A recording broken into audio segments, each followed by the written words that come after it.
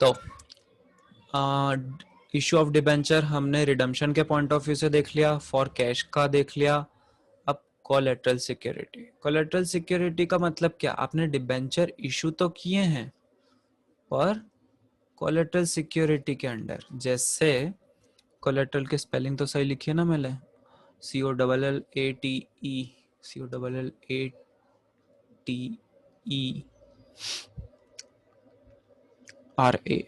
COLLATERAL, ठीक है, collateral security. तो इसमें क्या होता है कि एक तरीके से डिबेंचर आप गिरवी रखते हो, मॉर्गेज रखते हो, ठीक है, वो रियली आपने इशू नहीं किए, वो गिरवी रखे हैं आपने। थोड़ा सा छोटा सा एक एग्जांपल लेना कि ये जो डिबेंचर होल्डर होते हैं ना, इनको कंपनीज को सबसे पहले पेमेंट करना होता है अगर कंपनी बंद हो गई या भाग गई या कुछ प्रॉब्लम आई तो इनको बिल्कुल पेमेंट करना ही होता है, ठीक है। तो इनको लैंडर्स बोला जाता है, इन्होंने पैसे हमको उधार दिए हैं और ये कौन है, पूरे इंडिया की पब्लिक है, ठीक है। तो अगर आप इनके पैसे लेके भागे तो इंडिया के कोने कोने में आपके ऊपर केस लग जाएंगे। तो आपकी लैंड प्लांट बिल्डिंग मशीन गिरवी रखी जाती है इन डिबेंचर्स के नाम पे, तो ये इनको आपको पहली फुर्सत में पैसा दे के टाटा बाय बाय करना होता है। कुछ भी गलत हो रहा है पहले इनको दो, ये कंपनी से हटेंगे फिर तुम तुम्हारे देखते रहना, ठीक है।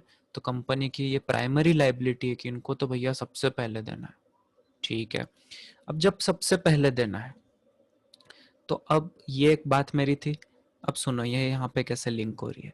तो कंपनी ने अगर लिया लोन, कंपनी ने अगर लिया लोन, ठीक है, तो बैंक बोलती है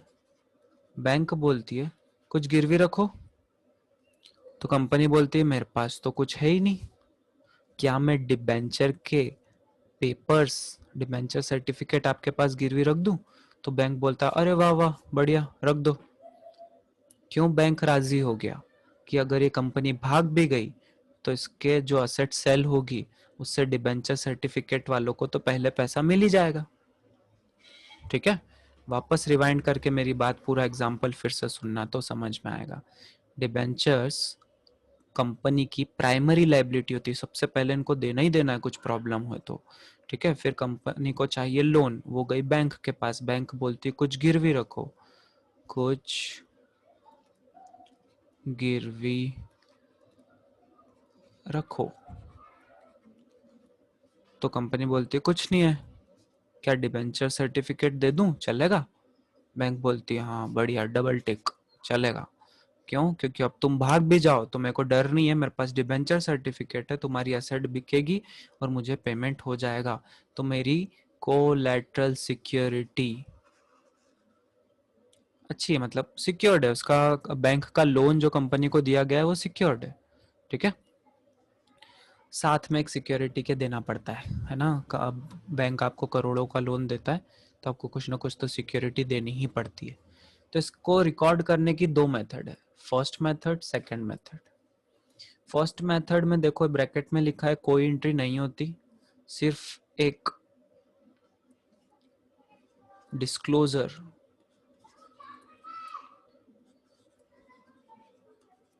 डिस्क्लोजर दे दिया जाता है। अब उस डिस्क्लोजर में क्या लिखा रहता है? डिस्क्लोजर में ये लिखा रहता है कि भैया हमने इतने रुपए के डिबेंचर कोलैटरल सिक्योरिटी के तहत बैंक को दिए हैं। क्या लिखा जाता है? बैलेंस शीट में रहता है ये, secured by issue of 5,000 10% debenture at the rate 100 each as collateral security। इतना बड़ा एक नोट लिख दिया जाता है। तो क्या ये नोट एग्जाम में आएगा? बिल्कुल नहीं। तो फर्स्ट मेथड तो आपसे पूछेंगे ही नहीं। सर ये नोट कहाँ लिखा रहता है? ये नोट याद करो, लॉन्ग टर्म बोरोइंग्स होती है ना आपकी, लॉन्ग टर्म बोरोइंग्स, ठीक है, उन लॉन्ग टर्म बोरोइंग्स में कंपनी ने जो बैंक से लोन लिया था वो लिखा रहेगा। वहीं ब्रैकेट में, वहीं नीचे ब्रैकेट में लिखा हुआ होगा, आप अपनी बुक पे देख सकते हो, कोलेटरल सिक्योरिटी निकालोगे तो वहां पर आपको दिख जाएगा। जब जितना भी कंपनी ने लोन लिया, सपोज लोन लिया है 10 लाख का, तो आपकी लॉन्ग टर्म बोरोइंग्स जो होती है वहां पे 10 लाख है, ठीक है, 10 लाख का अमाउंट वहां पे लिखा रहेगा और वहां पे नीचे ब्रैकेट में ये इतनी बड़ी जो मैंने लाइन बताई वो लिखी रहेगी। सर क्या ये आएगा? न के बराबर चांसेस है। वो सेकंड मेथड पूछते हैं क्योंकि उसमें बस एक ही जर्नल एंट्री करनी होती है और एक जर्नल एंट्री 1 मार्क की होती है। तो सर अपन ने इतना जो पढ़ा ये 1 मार्क का है? हाँ, क्योंकि एक ही तो जर्नल एंट्री करनी है, ऊपर वाली चीज आएगी नहीं।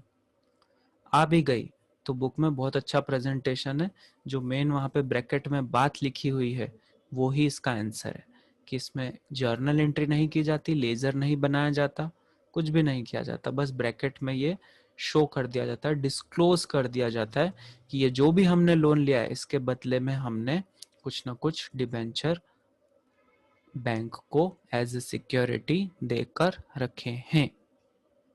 ठीक है, कुछ छोटी मोटी प्रॉब्लम लगी हो तो रिवाइंड करके वापस से सुन लेना, क्योंकि इससे ज़्यादा इसमें बोलने का कुछ है ही नहीं।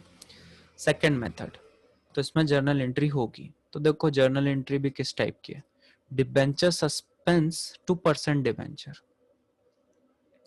डिबेंचर सस्पेंस भैया अभी देना फिक्स नहीं है, अगर हम लोन रीपे नहीं कर पाए, लोन रीपे नहीं कर पाए तब देंगे, अभी सस्पेंस में है, अभी सस्पेंस में है।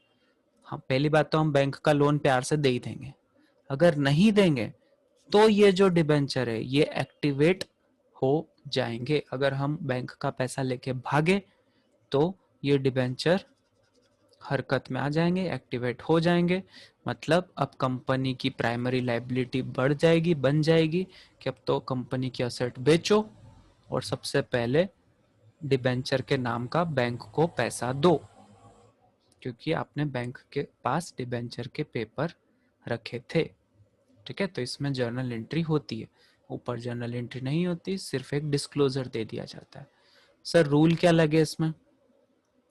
सस्पेंस का तो भैया कुछ नहीं है, देना पड़ सकता है, ठीक है, देना पड़ सकता है ये अमाउंट। हाँ, परसेंट डिबेंचर का बता सकता हूँ, ये एंटिसिपेटेड लाइबिलिटी है, लाइबिलिटी बढ़ी तो क्रेडिट अभी फिक्स नहीं हुई है, अभी फिक्स नहीं हुई है, अभी हम भागे नहीं है बैंक का पैसा लेके, अभी हम लोन चुकाएंगे धीरे धीरे करके। ठीक है, तो तुम हमारे सर पे अभी से मत आओ, तो अभी ये बात सस्पेंस में है। ठीक है, तो हमको अभी ये डिबेंचर एक्टिवेट नहीं करना है, अगर हम पैसा लेके भागे तो फिर ये परसेंट डिबेंचर बैंक हमारी असेट बेच कर निकाल सकता है उसका पैसा। ठीक, तो सर जैसे बैंक से आपने 10 लाख का लोन लिया तो डिबेंचर भी 10 लाख के आप दोगे, कभी कभी तो 12 लाख के डिबेंचर देने पड़ जाते हैं। ठीक है, वो भी कम, बैंक अपने आप का सेफ साइड लेके चलता है कि मैंने तुमको 10 लाख का लोन दिया है, तुम मेरे को 12 लाख के डिबेंचर दे दो, क्योंकि फ्यूचर में उनकी वैल्यू कम वम हुई तो मैं क्यों रिस्क पे रहूं, तुम 12 लाख के डिबेंचर मुझे दे दो, तो मैं तो भैया सेफ हूँ, अब तुम भागो करो कुछ भी करो, मेरा पैसा तो मुझे मिल ही जाएगा। ठीक, तो यहाँ पे एंट्री होती है debenture suspense two percent debenture, liability बढ़ी तो क्रेडिट, बस एक जर्नल एंट्री 1 मार्क की, कंप्लीट। तो अब ये लास्ट चीज बाकी है, इशू नहीं सॉरी, इंटरेस्ट ऑन डिबेंचर।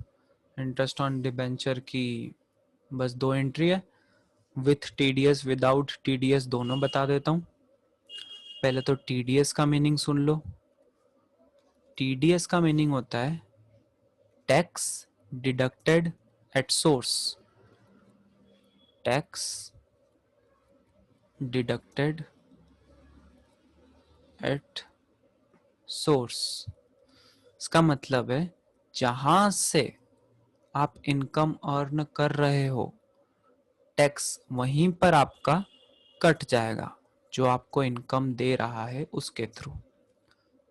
वापस से सुनो, जहां से आप इनकम अर्न कर रहे हो वहीं से आपका टैक्स डिडक्ट हो जाएगा उसके थ्रू जो आपको इनकम दे रहा है।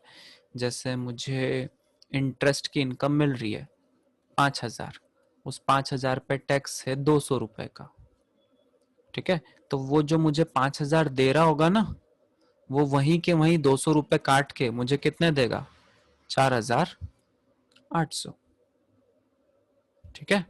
तो मेरे हाथ में कितने आएंगे, 4,800। आपने केबीसी देखा होगा, कौन बनेगा करोड़पति। जब वो जीतता है, कोई प्राइज मनी जीतता है, तो उसका टैक्स डिडक्ट होके उसको मिलती है, ठीक। अब वो उसके घर नहीं जाएंगे, लाओ भैया आप इतनी बड़ी प्राइज मनी जीते हो तो इसमें से इतना हमको टैक्स दे दो। वो केबीसी वालों को ही बोल देंगे तुम ही, ये कोई भी जितना भी जीते इनका टैक्स कलेक्ट करके अपने पास तुम रख लिया करो, हम तुमसे ले लेंगे, हम किसी से मांगने नहीं जाएंगे, ठीक है। तो ये इंटरेस्ट ऑन डिबेंचर भी वैसा है। डिबेंचर होल्डर्स को क्या देना पड़ता है हमको, इंटरेस्ट। तो interest on debenture account debit to debenture holder, interest on debenture expenses बढ़े तो डेबिट, डिबेंचर होल्डर लाइबिलिटी बढ़ी तो क्रेडिट, ठीक है।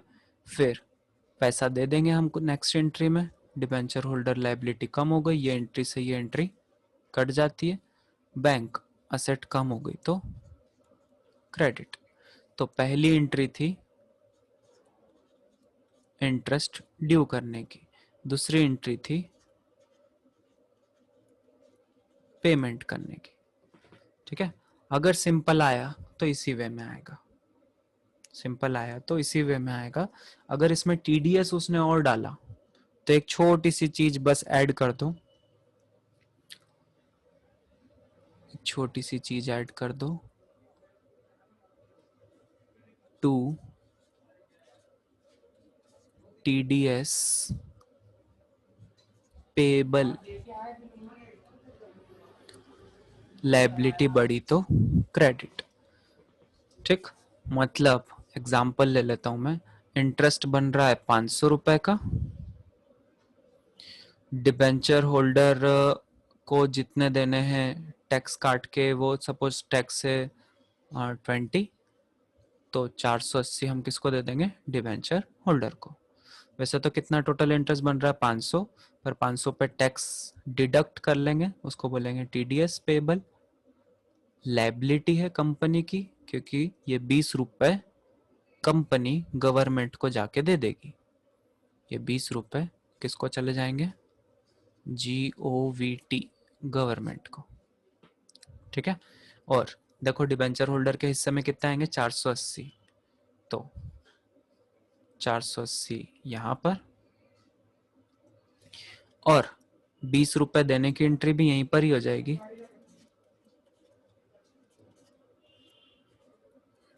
टीडीएस पेबल लाइबिलिटी खत्म हो गई, 20 रुपए हमने गवर्नमेंट को दे दिए, तो 500 रुपए का टोटल असेट कम हो गई, तो गवर्नमेंट को भी पेमेंट हो गया, डिबेंचर होल्डर को भी पेमेंट हो गया, ठीक है। तो क्या करा है मैंने, पहले येलो येलो वाली ये दो एंट्री थी, फिर रेड से ये दो एंट्री थी। अगर टीडीएस आ जाए तो इधर क्रेडिट हो जाएगा और इधर डेबिट हो जाएगा, तो इस टीडीएस से ये टीडीएस भी कट जाएगा, ठीक है। जितनी अमाउंट ऊपर है उसी अमाउंट से।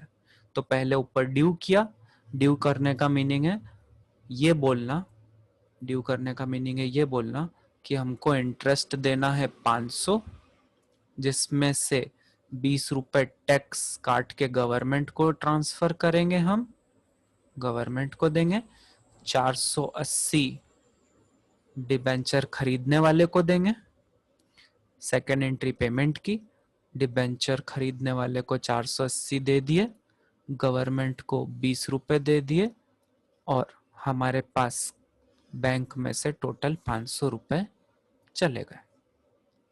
ठीक है, अगर इसको मैं छोटा सा इसकी एक ड्राइंग बनाऊं तो वैसी होगी। ये रही कंपनी, ये रहा डिबेंचर होल्डर,